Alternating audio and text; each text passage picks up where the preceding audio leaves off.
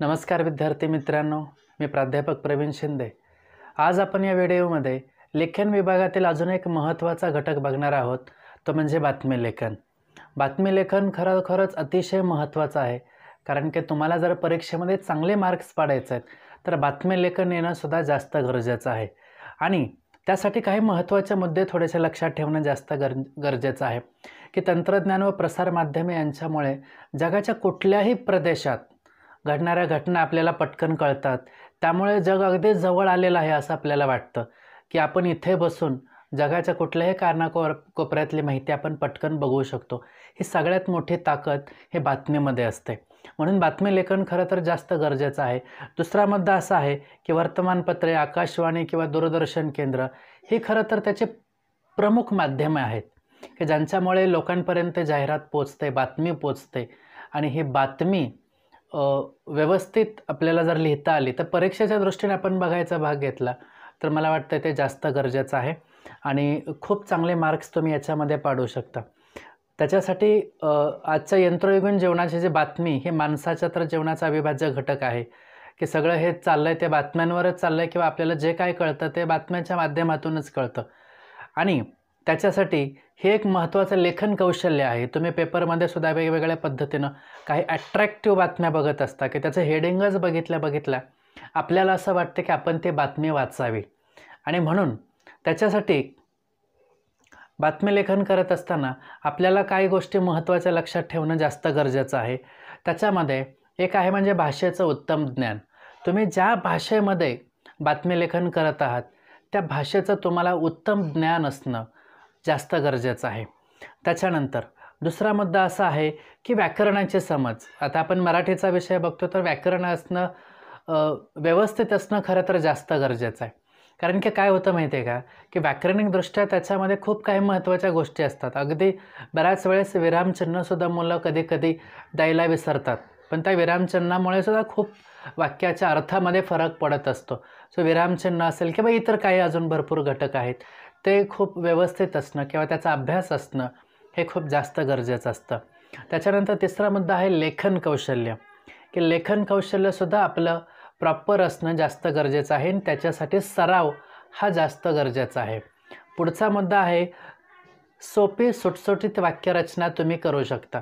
कुठलाही प्रकार असू द्या, पत्र असू द्या, निबंध असू द्या, कथा असू द्या, बातमी असू द्या, साध्या सोप्या सरळ भाषेत तुम्ही लिखाण करू शकता। त्यासाठी कुठेही कॉम्प्लिकेटेड भाषा वापरावी असं अजिबात सांगितलेलं नाही, हे मात्र लक्षात ठेवा। पुढचा मुद्दा असा आहे की अद्ययावत वाचन, की चालू घडामोडी किंवा सध्या परिस्थितीमध्ये काय चाललेलं आहे याचं आपल्याला ज्ञान असणं जास्त गरजेचं आहे।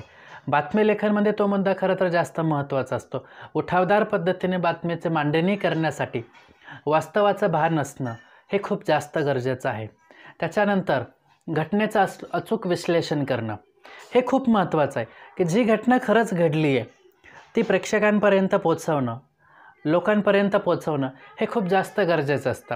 आणि त्याच्यासाठी घटना पूर्ण माहिती असणं आणि त्याचं वर्णन करता येणं हे खूप जास्त गरजेचं आहे।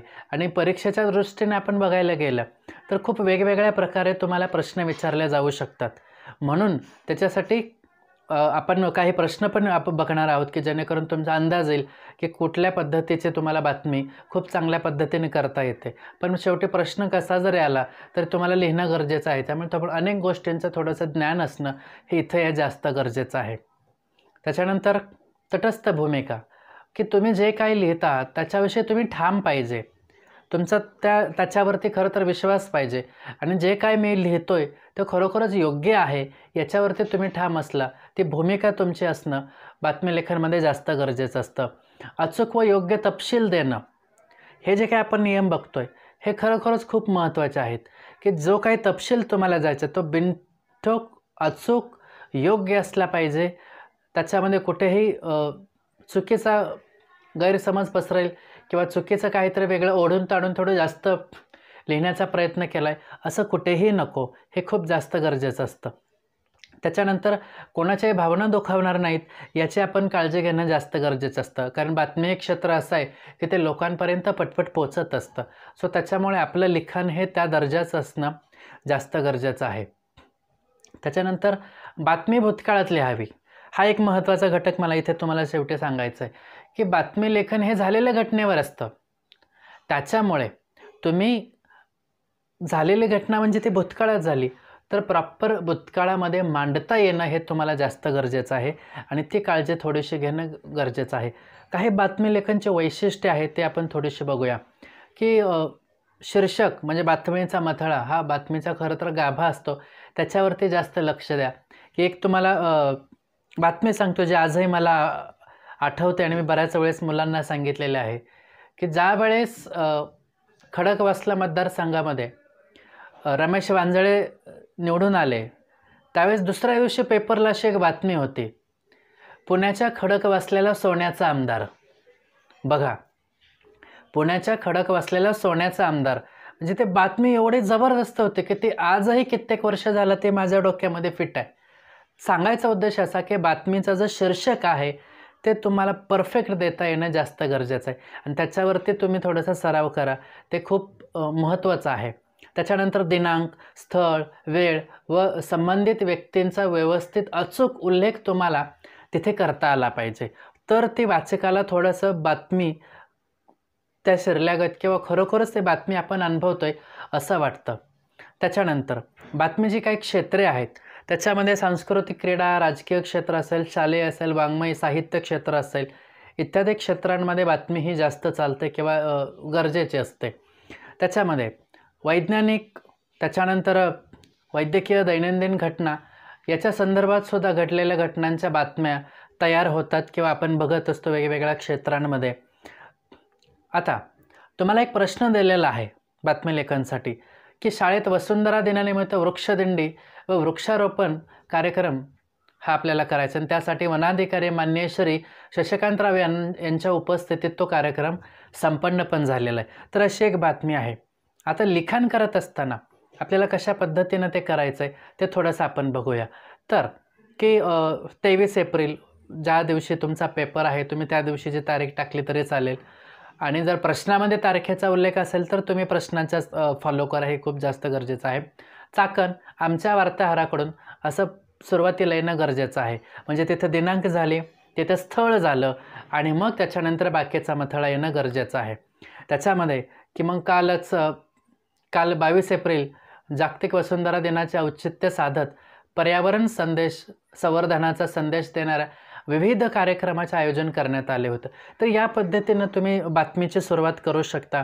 तुम्ही स्क्रीनवरती बघत असाल की ज्या पद्धतीनं बातमी तयार केलेली आहे त्याच पद्धतीने इतरही बातम्यांचा मथळा तुम्ही चांगल्या पद्धतीने करू शकता, पण त्याच्यासाठी थोडंसं तुम्हाला सगळ्या क्षेत्रातल्या बातम्यांचं किंवा सगळ्या क्षेत्रांचं ज्ञान असणं थोडंसं जास्त गरजेचं आहे, हे लक्षात घ्या.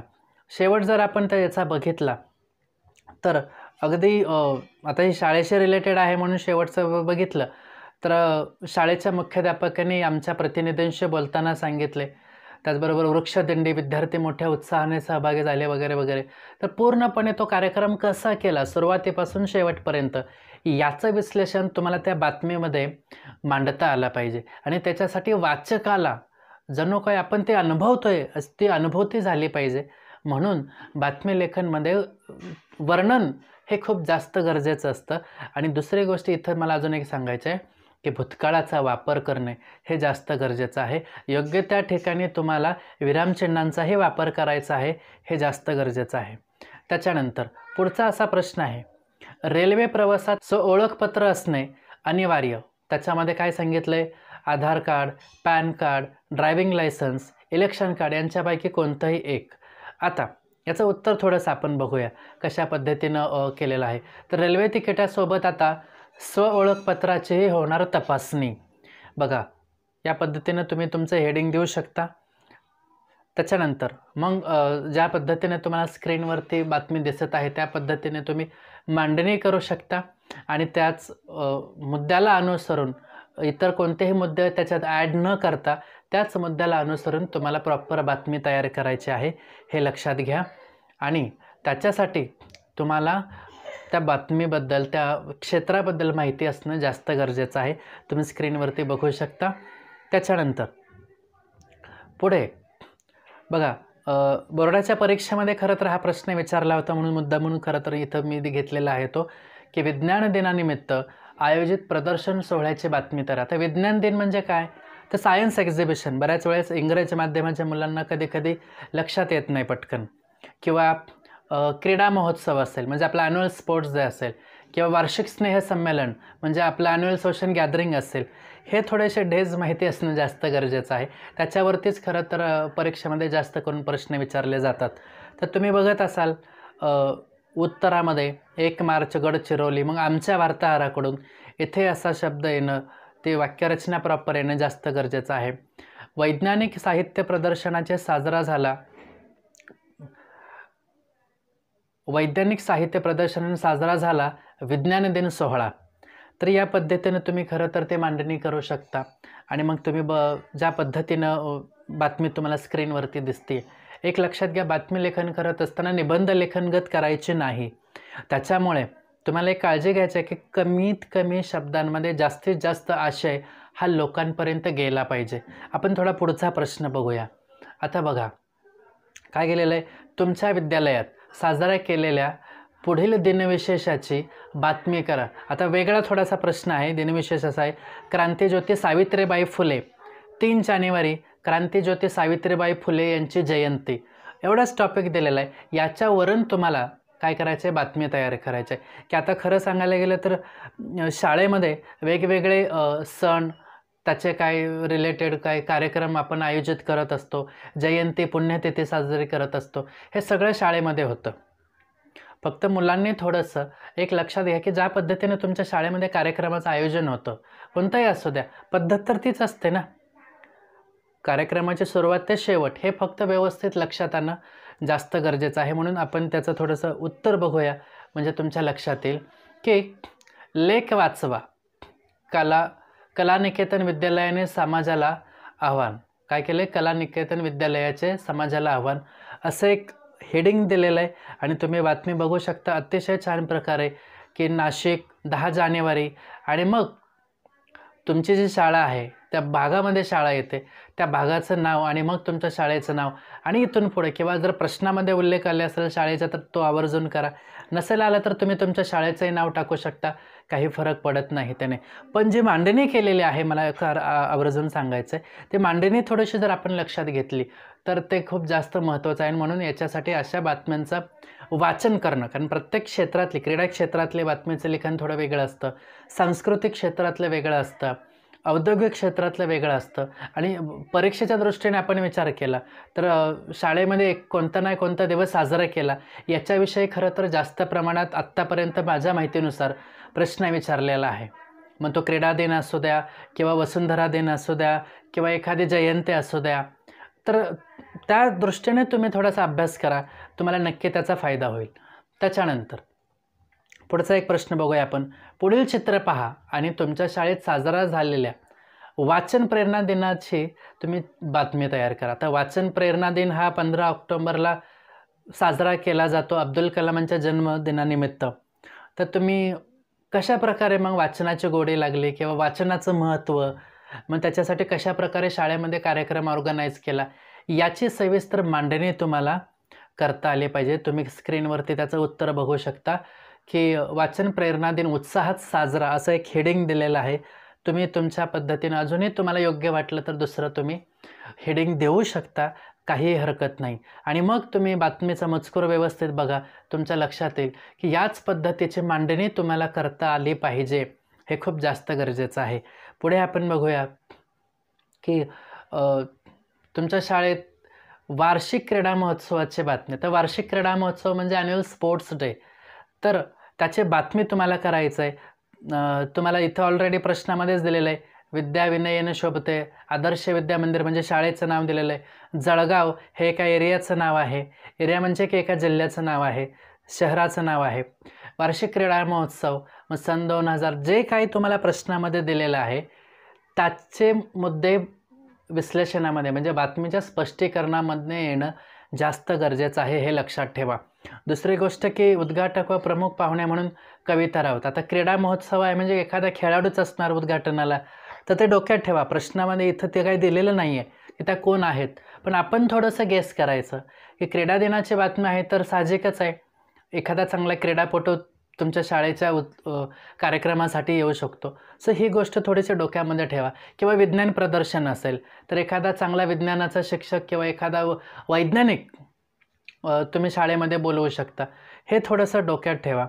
किंवा तुमचं गॅदरिंग असेल, वार्षिक स्नेहसंमेलन असेल, तर त्यावेळेस काय होतं की एखादा साहित्य क्षेत्रातला पण चांगला किंवा एखादा चांगला वक्ता बोलवू शकतो अशा कार्यक्रमाला.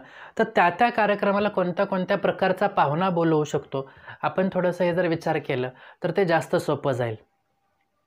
त्याच्यानंतर ही बातमी आहे, तुम्ही बघू शकता क्रीडा महोत्सवाची, आणि त्याच्या प्रकारे योग्य मांडणी कशी केलेली आहे हे जर तुम्ही बघितलं तर तुमच्या लक्षात येईल की खूप चांगल्या साध्या सोप्या पद्धतीत तुम्ही मांडणी करू शकता. फक्त त्याच्यासाठी तुम्हाला त्याचं नॉलेज असणं जास्त गरजेचं आहे. आणि म्हणून बातमी लेखन हा खरं तर खूप महत्त्वाचा घटक आहे. तुमचं नॉलेज, तुमचं वास्तविक त्या विषयाविषयी असणारं ज्ञान हे खरं तर तुमच्या लिखाणातून कळत असतं.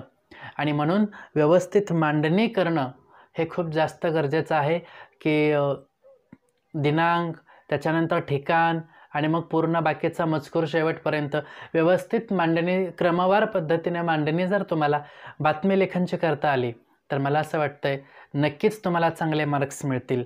आणि हा व्हिडिओ जर तुम्हाला आवडला असेल तर नक्कीच आपल्या जवळच्या मित्रांना तुम्ही शेअर करा. आणि जास्तीत जास्त चांगले मार्क्स कसे पडतील याच्यासाठी याची संपूर्ण नियमावली आणि दिलेली काही उदाहरणे, याच्या अनुषंगाने अजून काही उदाहरणांचा तुम्ही अभ्यास करा आणि चांगले मार्क्स पाडा. थँक्यू.